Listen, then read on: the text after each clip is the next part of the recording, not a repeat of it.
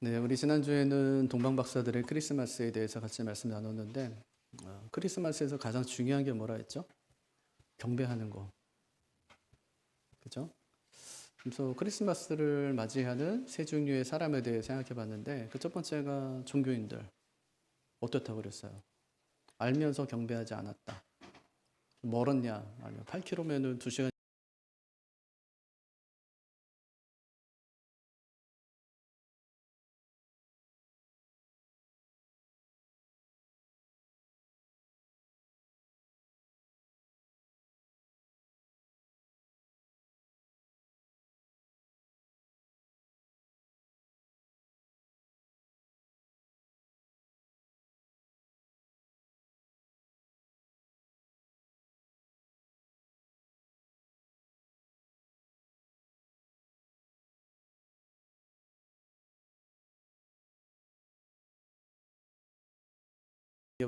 길면 6개월 걸려서 온 거예요. 별을 보고 찾아왔어요. 그들이 와서 가장 먼저 한 일이 뭐죠? 엎드리는 일이에요. 그러니까 엎드리는 게 먼저라고요. 예수님 앞에 엎드렸어요. 그 다음에 한 일이 예물을 드리는 거. 순서가 중요하다고 말씀드렸죠. 그러니까 크리스마스는 경배하는 날이에요. 예물을 먼저 드리지 않는다고요. 그러니까 선물 교환하는 게 아니에요. 예. 예수님 태어났으니까 예수님이 왕으로 오셨네. 그러니까 선물 드리고 끝 이게 아니라 제일 먼저 드린 선물이 뭐냐면 그게 자기 자신이었어요. 예수님께 드린 가장 첫 번째 예물, 나 자신. 그 다음에 두 번째 예물, 세 번째 예물 드린 것이죠. 종교인들은 왜 주님 앞에 경배하지 않았을까요? 그러니까 두 가지 이유 때문이라고 말씀드렸는데 그 중에 하나가 이미 가진 자의 불편함 때문에 내 삶을 흐트러뜨리고 싶지 않아요. 우리가 신앙생활을 기피하면 겁나는 게 뭐냐면 마음대로 못 살까 봐. 하나님께 완전히 붙들릴까 봐 그게 이제 겁나는 거예요. 그래서 그 익숙함을 깨는 것이 굉장히 어려운데 그들이 가졌던 첫 번째 문제가 이미 내가 갖고 있었던 것들에 대한 그 불편함. 그러니까 사실 개혁이 참 쉽지 않거든요. 개혁은 고치는 거죠. 예. 근데 실제로는 개혁을 가리켜서 가죽을 벗기는 거다 이렇게 얘기하거든요. 가죽을 벗겨내는 거예요. 그럼 아프죠. 불편함이 따르는 거예요. 가죽을 벗긴다. 이건 뭐 상상이 안 되죠. 근데 그게 개혁이에요. 그러니까 뭔가 개혁하려고 하면 불편함이 따라요. 그러니까 저항도 생기는 거죠. 왜 하냐 이렇게 하는 거죠. 익숙함 때문에 찾아오는 거거든요. 근데 그들도 마찬가지로 알지만 안 갔어요. 믿는다고 하지만 엎드리지 않았다. 두 번째가 이제 익숙함의 문제인데 지식에만 머문 신앙의 위험성이에요. 이게. 그러니까 몰라서 안 하는 건 아니거든요. 예. 정보가 너무 익숙하니까 나중에 정작 예수님이 딱 오셨을 때 설렘이나 기대가 딱 사라졌어요. 여러분 복음에 대한 이야기를 들으면 어때요? 막 가슴이 막 설레고 예수님이 나 위에 오셨대 막 이러면서 막 떨리고 막 감격스럽고 막 그러세요? 그렇진 않잖아요. 복음 설교한다고 하면 뻔하구나 이렇게 생각하지. 예. 복음을 맞닥뜨리면서 우리가 막 가슴이 설레고 십자가 생각하면 막 내 가슴 무너지고 막 예수님 생각 때문에 내가 막 눈물이 나고 막 그러지 않잖아요. 익숙함이에요. 어릴 때부터 들어봤던 익숙함. 예수님 뭐 하셨지 뭐 예수님 하셨지 이렇게 이제 생각하는 거죠. 예수님 오셨어요? 오셨어? 어이 오셨구나. 끝 이렇게 되는 거예요. 예, 그게 종교인들이었어요. 의심해서 안 갔냐? 그건 아니에요. 의심했다면 갔을 거라고요. 진짜? 진짜 오셨다고? 그럼 가볼까? 이렇게 되는 거예요. 의심이에요, 이게. 그건 의심이 아니라 당연함이에요. 오신다고 했어. 오셨나 보지 뭐. 이렇게 된 거예요. 그러니까 우리가 이런 익숙함에 대한 뭐 이게 위험성, 이거를 절대 간과해서는 안 돼요. 그러니까 우리가 날마다 신앙이 새로워지려면, 그러니까 바울이 뭐 했냐면 늘 자기 몸을 치는 거예요. 주님 앞에 복종시키는 거예요. 왜냐하면 내가 전파한 다음에 내가 오히려 버림이 될까 두려워함이라. 난 실컷 전해놓고 내가 구원받지 못하면 내 목사인데 늘 설교해놓고 내가 만약에 구원받지 못하면 그건 진짜 불행한 사람 아니에요. 그러니까 자기 몸을 늘 친단 말이에요. 그리스도 앞에 복종시키기 위해서. 그러니까 이런 익숙함들을 깨는 것이 굉장히 중요하다. 성탄절 굉장히 익숙하잖아요. 그래서 성탄절에 어떤 계획 세우셨어요? 두 가지 하는 거예요. 오늘 지난주에 했던 게 이제 성탄절은 예배하는 거예요. 성탄절은 경배하는 거라고요. 그날이에요. 경배하는 날. 경배하려고 예배하려고 1500km 떨어진 곳에서 동방 박사들이 왔어요. 왕실에 있는 사람들이니까 아주 신분이 높은 사람들이죠. 우리도 경배하는 날이에요. 또 하나가 이제 오늘 메시지에서 얘기하는 것인데 전하는 거예요. 예수님의 탄생을 전하는 거. 그걸 누가 했냐면 목자들이 합니다. 동방 박사가 먼저 예수님을 본 것이 아니에요. 누가 먼저 보냐면 목자들이 먼저 예수님을 봅니다. 목자들은 유대의 목자들이니까 예루살렘에 아마 베들레헴에서 가까운 지역에 있었던 것 같아요. 천사가 그들에게 나타났고 천사의 이야기를 듣고 그들이 예수님께 나와서 경배하는 얘기가 오늘 말씀이죠. 근데 참 신기한 건 뭐냐면 왜 하나님이 예수님의 탄생 소식을 그 당시로 하면은 굉장히 천대맞던 그런 목자들에게 가장 먼저 알려주셨을까? 왜 하필이면 목자였을까? 동방박사 먼저 왔다고 하면 하나님께서 올만하니까 또 이제 멀리에서 오게 하셨구나 생각하는데 왜 하나님께서 목자들에게 가장 먼저 예수님의 탄생 소식을 알려주셨을까? 왜 그럴까요? 오늘 8절 말씀 한번 볼까요? 자, 같이 한번 살펴보죠. 그 지역의 목자들이 밤에 밖에서 자기 양떼를 지키더니 여기 보니까 정보가 나와요. 세 가지 정보. 첫째는 목자들, 또 하나는 밤, 또 하나는 밖에서라고 했는데 이건 들판이에요. 세 가지가 공통적으로 이야기하는 게 있어요. 그게 하나가 어둠이고 하나는 소외예요. 어둠과 소외. 밤이었어요. 다 자고 있을 때. 아무 일도 일어나지 않을 것 같은 그때. 역사가 마치 멈추고 갔던 그 시간에 하나님께서 그 시간을 선택하십니다. 또 들판이었어요. 성전이 아니에요. 예루살렘도 아니고 회당도 아니었습니다. 종교의 중심지가 아니라 진짜 변두리.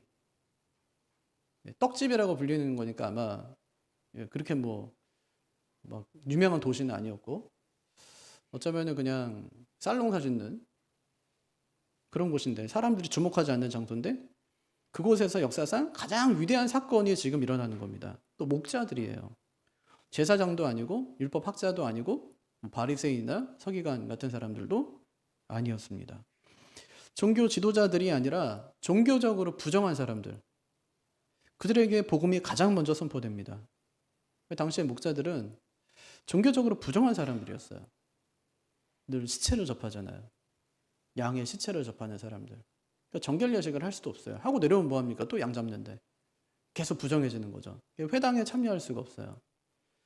그래서 심지어 랍비 문헌에 보면 목자들의 증언은 법정에서 무효다라고 할 정도로 인정받지 못한 사람들이었습니다. 하나님께 나아갈 자격도 없는 사람들. 그런 사람들이었어요. 그럼 사회적으로는 어땠냐? 예수님께서도 사꾼 목자에 대해서 말씀하시죠. 모처럼 말하냐면 도둑놈처럼 얘기해요. 돈 받아먹고 일도 안 하는 놈들. 관리도 제대로 안 하는 놈들. 근데 오늘 말씀 보니까 실제로 그들이 어디에 있냐면 밤에 밖에서 자기 양떼를 지키더니 이렇게 얘기합니다. 밤에 밖에서 자기 양떼를 지킨대요. 그냥 우리에 넣어놓으면 그냥 자면 돼요. 근데 언제 지키냐면 그 우리의 문이 없을 때 지키는 거예요. 우리인데 문이 없어요. 그럼 어떻게 해야 돼요? 목자가 그 문이 돼야 돼요. 문을 가로막고 앉아서 거기서 꾸벅꾸벅 졸아야 된단 말이에요. 예수님께서 뭐라고 말씀하시냐면 나는 양의 문이다 이렇게 말씀하세요. 우리가 가둬놓고 주님께서 우리를 지키신다는 말이에요. 한 사람도 예수님이 양을 뺏어갈 사람이 한 사람도 없어요. 왜냐하면 예수님이 양의 문이 되시기 때문에. 그런 사람들이었습니다. 또 경제적으로 굉장히 가난한 사람들. 가난해요. 남의 양을 쳐야 되는 사람들.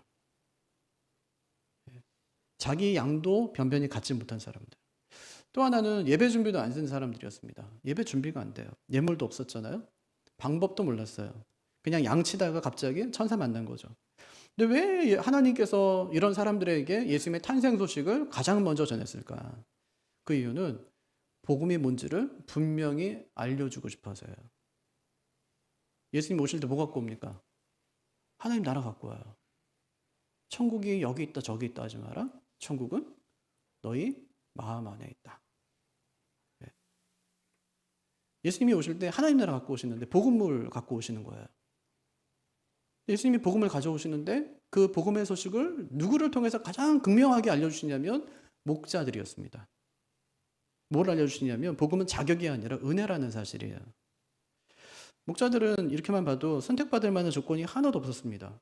오히려 배제될 조건들로만 가득했던 사람들이었어요. 근데 오히려 그것이 그들을 선택하게 하는 이유가 되었다는 말이에요. 이것이 복음이죠. 복음은 자격 있는 사람을 찾아가는 것이 아닙니다. 오히려 반대로 자격 없는 사람을 찾아가죠. 의인을 찾아가는 것이 아니에요. 죄인을 찾아가죠. 그래서 복음은 늘 불편합니다. 특히 오래 믿고 열심히 신앙생활 한 사람들에게는 더욱더 그렇습니다. 왜냐하면 복음은 네가 괜찮아서 구원받았어가 아니라 네가 괜찮지 않기 때문에 은혜가 필요하다고 전하기 때문에 그래요. 예수님이 오셨다. 이 복음이 목자들에게 가장 먼저 전파됐다는 그 사실 자체가 복음이 무엇인지를 정확하게 보여줍니다. 복음은 자격이 아니에요. 은혜지. 은혜로 온 겁니다. 또 하나 복음은 세상이 무시하는 곳에 임합니다. 복음은 세상이 주목하지 않는 자리에서 시작됩니다.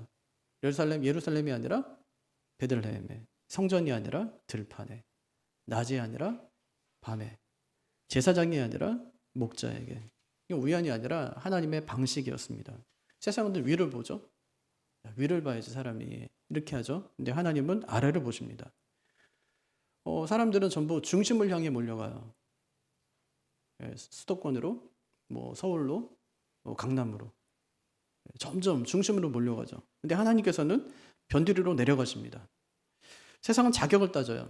그럴 만한 자격이 있냐. 근데 하나님께서는 중심, 또 필요를 보십니다. 그래서 복음은 가장 빛나는 곳에서 시작되질 않습니다. 가장 어두운 곳에서 시작합니다. 사람들이 아무 일도 일어나지 않을 것이라고 생각하는 바로 그 자리에서 하나님은 가장 위대한 일을 시작하십니다. 때로는 우연히 친구 따라 교회 간 것뿐인데 거기서 구원받는 사람들이 있어요. 근데 우연히 한 번 왔는데 그 자리에서 구원받는 거예요. 어느 장로님이 중학교 때 처음 교회 갔는데 마침 성탄절 연극하는 날이었답니다. 요셉도 나오고 마리아도 나오고 동방박사들도 나오고 다 대사가 있어요. 근데 목자 삼은 대사가 없는데 그날따라 그 아이가 교회 오지를 않은 거예요. 그러니까 선생님이 있다가 처음 온 그 장로님에게 너 나와서 목자 삼 역할을 네가 좀 하면 좋겠다. 나는 지금 한 번도 연습 안 했는데 괜찮아. 그냥 따라 있다 옆에서 그냥 절 한 번 하고 들어오면 되는 거야. 그래서 그 배역을 맡게 됐는데 그러다가 교회를 다니기 시작했답니다. 이것이 목자 이야기의 핵심입니다. 그냥 들판에 있었을 뿐인데 하나님이 찾아오신 거예요. 찾아오셔서 예수님을 알게 하시고 보게 하시고 마음이 열리게 하신 겁니다. 자격 있어 부른 것이 아니에요. 그냥 그 자리에 있었을 뿐인데 그냥 목자 삼 역할을 맡으라고 해서 맡았던 것뿐인데 거기서 신앙생활이 시작된 것입니다.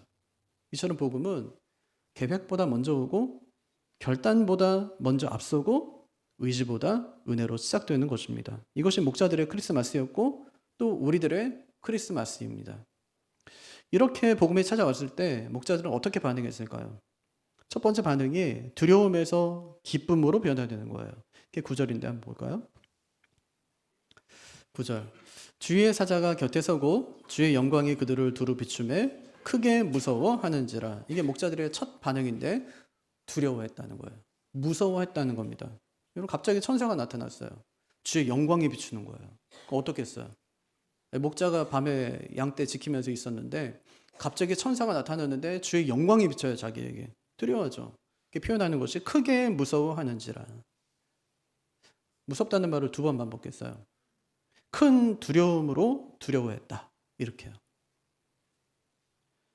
위협을 느낀 것이 아니라 하나님의 영광이 인간의 현실을 침범할 때 생기는 두려움이었어요. 이사야가 느꼈던 감정. 이사야에게 하나님이 나타났어요. 그때 이사야가 뭐라고 하냐면 하나님 영광 딱 보고 화로도 나요 망하게 되었도다. 나는 입술이 부정한 사람이요 난 입술이 부정한 백성 중에 거주하면서 만군의 여호와이신 왕을 배웠음이로다. 이렇게 얘기해요. 하나님의 영광 앞에서 존재 자체가 흔들린 거죠. 목자 마찬가지예요. 하나님의 영광이 그대로 다 비추니까 자기 존재가 드러났어요. 어떤데요? 부정하고 자격이 없고 죄인. 그럼 어때요? 이제 죽었구나.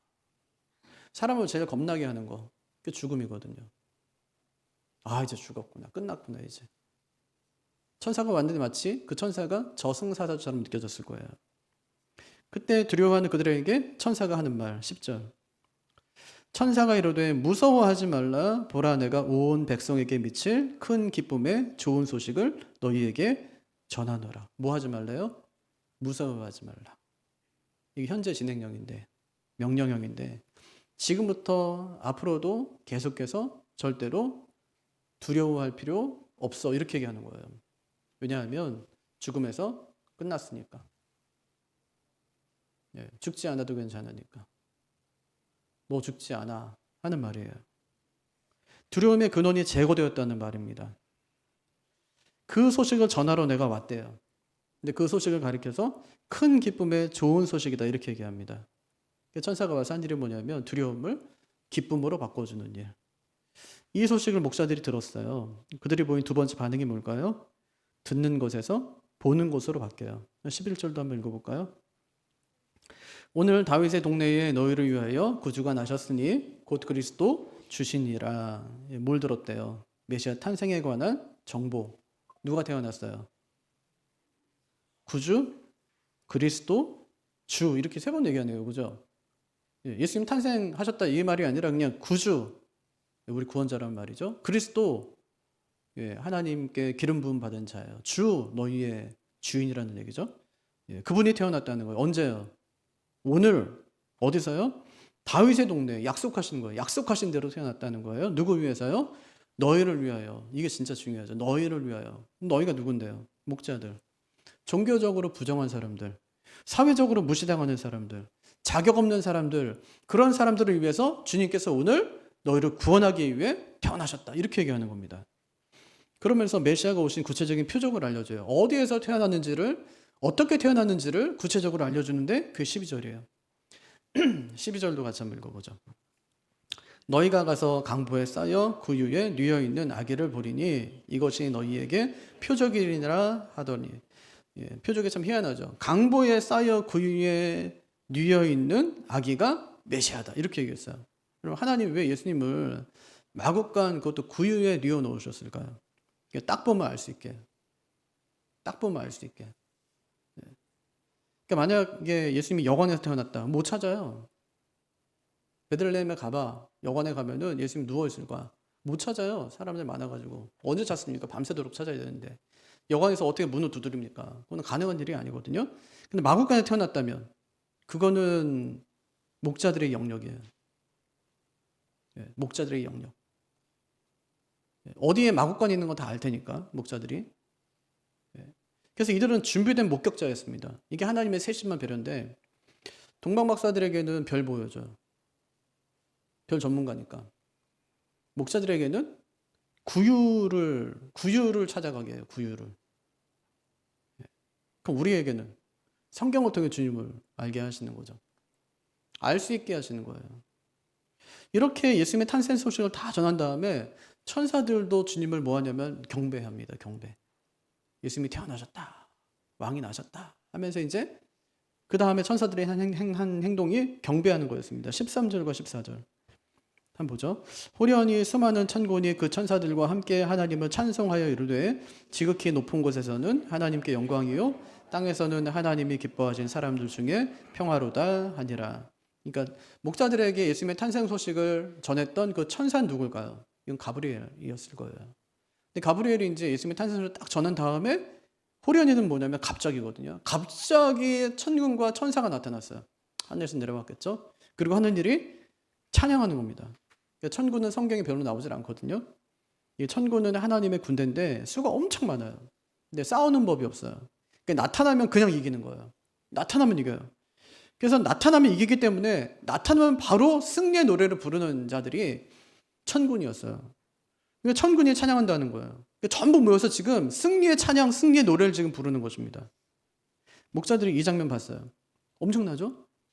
목자들이 예배하는 장면을 봤는데 성전에도 못 들어간대 이 사람들은 부정해서.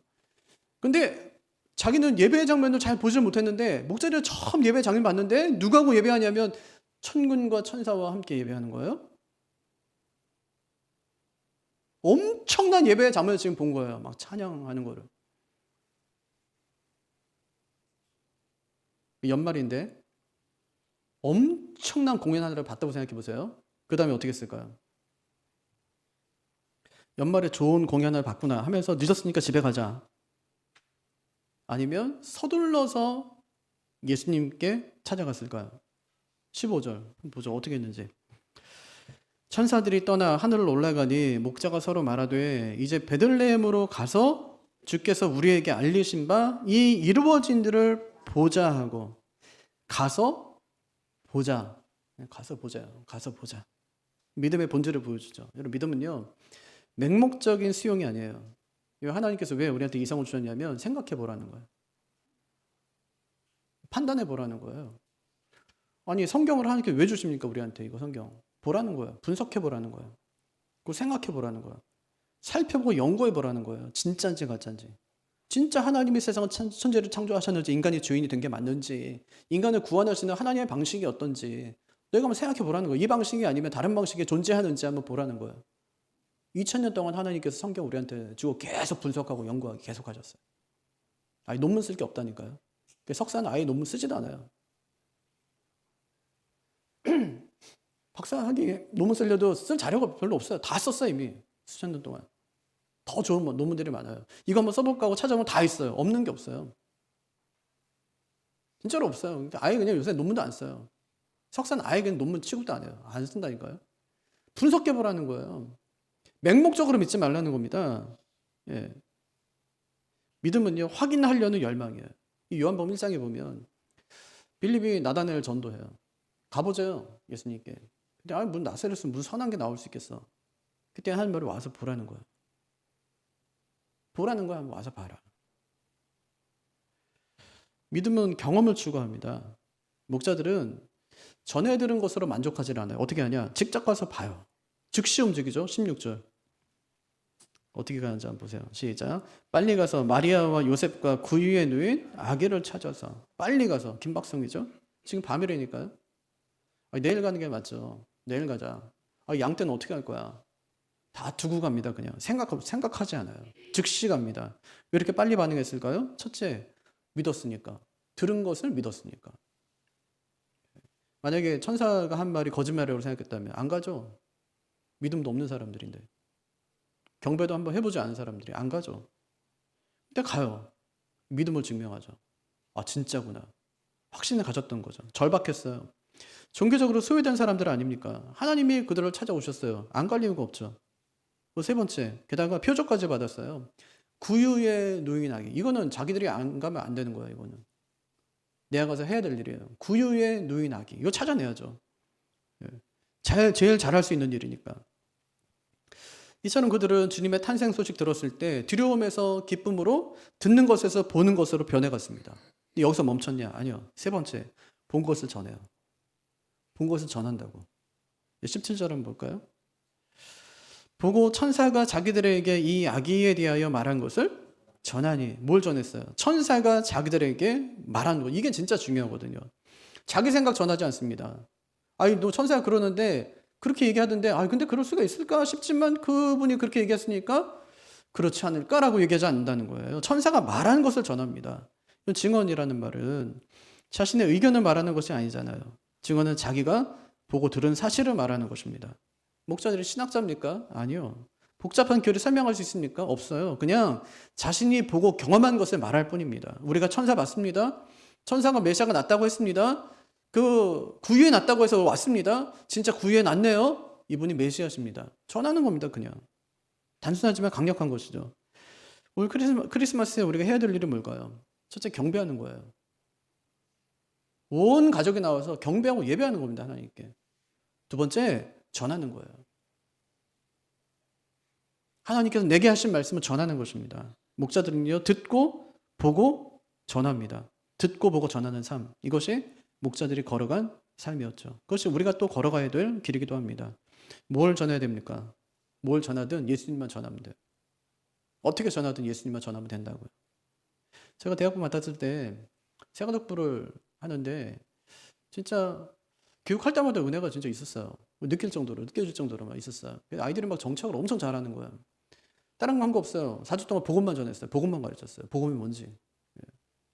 그냥 어떤 아이들은 듣고 나서 이제 은혜가 됐는지 마지막에 기도하자고 하면 어떤 애가 한 번은 본인이 기도를 하겠대요.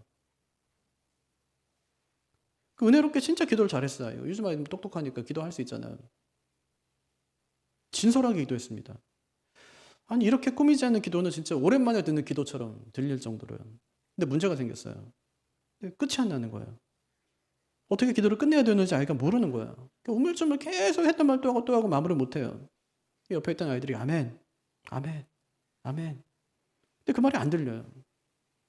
이 아이가 큰 소리로 하나님 그냥 잘 해보겠습니다 하고 기도를 끝냈어요. 근데 그 자리에 있던 어느 누구도 기도 실패구나 이렇게 생각한 사람은 한 사람도 없다고요. 예수님 이름으로 기도합니다. 아멘. 이 말을 하지 않았어도 그 중심에 예수님이 있다는 것이 느껴지고 믿어지면 주님께서 그 기도 받으시는 거죠. 마찬가지로 전도 역시요. 내가 만난 주님 전하면 됩니다. 형식을 갖추고 잘 정리된 문장으로 전하는 것이 아니라 내가 말씀 통해 보고 듣고 경험한 이야기들 전하면 됩니다. 우리가 전할 때 어떤 일이 벌어질까요? 그 결과가 뭐예요? 목자들이 전할 때 어떤 일이 벌어집니까? 18절은 뭐죠? 어떻게 됐대요? 시작. 듣는 자가 다 목자들이 그들에게 말한 것들을 놀랍게 여기되. 왜 놀랍게 여겼을까요? 메시지의 내용 때문에. 메시아가 태어났대요. 이건 엄청 큰 얘기거든요. 메시아가 태어났대요. 그것도 구유에. 이건 더 큰 이야기예요. 메시아가 태어났는데 구유에 태어나? 충격적이죠. 사람들이 다 메시아를 기다렸거든요. 근데 이렇게 올 줄 몰랐어요. 왕궁이 아닌 마국간에 화려한 요람이 아니라 구유에 높은 곳이 아니라 낮은 곳에 인간의 상상을 초월하는 초자연적인 구원 방식이었습니다. 그것 때문에 놀라요. 내용 때문에. 두 번째, 메신저의 정체 때문에 놀랍니다. 목자들이 전하거든요. 그 소식을. 법정에 증인될 수 없는 사람들이, 종교적으로 부정한 사람들이, 사회적으로 무시당하는 사람들이 이렇게 중요한 소식을 전하고 있습니다. 이렇게 중요한 메시지를 세상에서 가장 천대받던 사람들이 전하는 겁니다. 이것도 놀라운 일이죠. 세 번째, 초자연적인 사건 때문이에요. 천사를 봤어요. 하늘이 열렸고요. 천군이 찬양을 합니다. 그 말씀대로 구유의 아기가 누워있는 거예요. 이렇게 큰 이야기를 목자가 하다니 진짜 놀라운 이야기죠. 또 하나, 천사의 예언이 아주 정확하게 이루어집니다.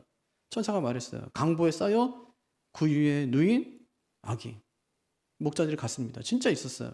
한치의 오차도 없죠. 하나님 말씀이 반드시 이루어진다는 것을 여기서 보게 되는 것입니다. 근데 문제는 뭐냐면 놀란다고 바뀌는 게 아니에요. 그들은 목자들의 이야기를 듣고 놀랍게 여겼습니다. 하지만 그것이 믿음으로 여겨졌냐 이건 다른 문제라고요. 놀라움과 믿음은 다르니까. 많은 사람들이 예수님 보고 놀랐지만 따르지는 않습니다. 표적 보고 놀랐지만 돌아서요. 우리도 마찬가지죠. 설교 듣고 놀랄 수 있어요. 진짜 그런 말씀이었어요? 뭐 이러면서요. 간증 듣고 놀랄 수 있죠. 야, 대단하네. 근데 그것이 우리의 삶을 바꾸지 못합니다. 그런 말씀 들었을 때에 내 마음이 움직이질 않는다. 그럼 어떻게 해야 될까 그러면? 그런 말씀 들었을 때 어떤 태도를 취해야 될까? 그게 조금 다른 사람이 하나 있어요. 그런 말씀 들었을 때 사람은 놀랬지만 한 단계 더 나아가는 사람이 있다고요. 그게 19절인데 19절도 한번 보죠. 같이 읽을까요? 마리아는 이 모든 말을 마음에 새기어 생각하니라. 사람들은 놀랐습니다. 마리아는요? 깊이 새기고 생각했다 이렇게 얘기해요. 그러니까 새긴다는 말은 이건 저장했다 마음이 이런 뜻은 아니에요. 그것에 대해 더 깊이 생각하고 다른 것과 연결시키면서 의미를 찾았다 이런 말이에요. 하나님께서 마리아에게 너 앞으로 이제 아기 낳을 건데 그 아기가 메시아라는 사실을 여러 차례 말씀하셨어요. 출산 전에도 말씀하셨어요. 가브리엘 천사 보내가지고 수태고자 했으니까 앞으로 임신하게 될 거야. 잉태하게 될 거야. 메시아를. 임신한 다음에도 하나님께서 그에게 또 말씀하셨어요. 확인시켜 주셨어요. 엘리사벳 방문했을 때 성령의 충만함을 통해서. 마리아가 막 그때 노래하죠. 찬가 부르고요. 또 출산한 다음에도 마찬가지입니다. 목자들이 찾아왔어요. 아들에 대해 증언하는 거예요. 이거는 마리아조차 부정할 수 없는 사실이었습니다. 이렇게 모든 일을 마치고 난 다음에 목자들이 돌아가면서 뭘 하죠? 20절이 목자들의 이야기의 클라이맥스예요. 20절 한번 같이 읽어보죠. 20절. 목자들은 자기들에게 이르던 바와 같이 듣고 본 모든 것들을 영광을 돌리고 찬송하며 돌아가니라. 예수님의 탄생을 통해 누가 변화되냐? 목자들이 변화됩니다. 주님 만난 거예요. 이르던 바와 같이 듣고 본 것으로 인하여. 진짜 천사 말대로 있었어요. 예수님이 거기. 예수님 알아본 첫 번째 목격자가 된 것이죠. 두 번째 최초의 경배자가 됩니다. 하나님께 영광을 돌리고 찬송하며 동방박사가 경배하고 천사들도 경배하고 목자도 경배해요. 이것이 크리스마스에 해야 될 첫 번째 일이죠. 그리고 세 번째 일상으로 다시 돌아가요. 이게 이제 진짜 중요한데 돌아가니라 중요한데 돌아가요. 어디로 갑니까? 들판으로. 양떼가 있는 곳으로 자신들의 일상으로 돌아가는 겁니다. 근데 그들은 신비한 경험을 했지만 도망가지 않아요. 일상을 버리지 않습니다. 자신들의 자료로 다시 돌아갑니다. 그런데 돌아갔지만 그들은 이전의 목자의 모습은 아니었어요. 변화된 것이죠. 그들은 목격자가 되어 돌아갑니다. 이제 그들은 단순히 양을 치는 사람이 아니라 메시아를 본 사람이에요. 증인으로 돌아갑니다. 여러분 이 이야기가 어떻게 성경에 기록됐을까요? 목자들이 계속 얘기했기 때문에. 목자들이 계속 얘기했기 때문에. 자신들이 만난 그 주님에 대해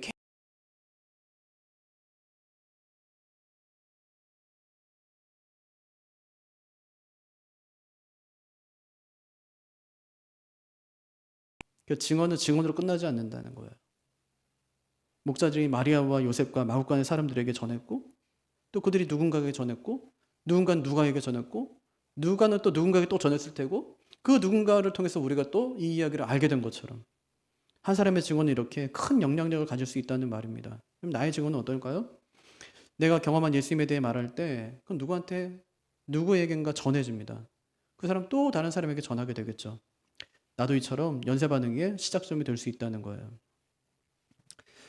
말씀을 정리하겠습니다. 오늘 이 말씀은 우리에게도 시사하는 바가 큰데 왜 하나님께서 목자에게 예수님의 탄생 소식을 가장 먼저 전했을까? 반대로 얘기하면 왜 목자 같은 나에게 하나님께서 가장 먼저 예수님의 탄생 소식을 전했을까라고 생각해 볼 수 있는 거죠. 왜 그렇습니까? 자격이 아니라 은혜 때문에. 우리 목자들처럼 우리도 아무것도 없어요. 우리가 뭐 신앙이 완벽합니까? 사회적으로 인정받습니까? 경제적으로 완전 여유롭습니까? 예배 준비도 하나도 안 된 사람들 아니에요? 근데 그런 우리에게 복음이 왔어요. 왜냐? 자격 때문이 아니라 은혜 때문이라고요. 왜 그렇게 하셨을까요? 두 번째, 우리를 통해서 일하시기 위해서. 하나님은 목자들을 첫 증인으로 삼으십니다. 우리 마찬가지. 하나님 우리를 통해서도 이 시대에 복음을 전하기를 원하시는 거죠. 완벽하지 않아도 괜찮아요. 목자 삶처럼 대사가 한마디 없어도 상관없습니다. 내가 경험한 것을 진솔하게 말하면 돼요. 하나님 그냥 잘해보겠습니다. 이 한마디죠. 하나님 중심을 보시니까. 그러니까 우리가 해야 될 일은 뭐냐? 듣고 보고 전하는 겁니다. 이 목자들이 여정을 기억하세요. 천사 만났을 때 두려워하죠? 천사 메시지 들었습니다. 가서 그 위에 아기를 봅니다. 그 사람들에게 전합니다. 이것이 우리가 해야 될 일이라는 말이죠. 어디서요? 일상으로 돌아가서. 일상으로 돌아가서. 크리스마스는 함께 모여서 경배하는 날입니다. 그리고 일상으로 돌아가 예수님의 탄생 소식을 전하는 날이죠. 목자들이 들판으로 돌아갔듯이 우리도 각자의 자리로 돌아가야 합니다. 근데 이제는 더 이상 우리는 이전의 모습은 아니에요. 다른 모습이지. 목격자니까, 증인이니까, 경배자니까요. 우리의 크리스마스가 동방박사와 목자들 같기를 바랍니다. 동방박사처럼 엎드려 경배하고 목자들처럼 듣고 보고 전하고 변화된 자들로 일상을 살아갈 수 있는 우리가 되기를 바랍니다. 올해 크리스마스가 우리에게 그런 의미 있는 그런 날이 되기를 주님의 이름으로 축복합니다. 자리에서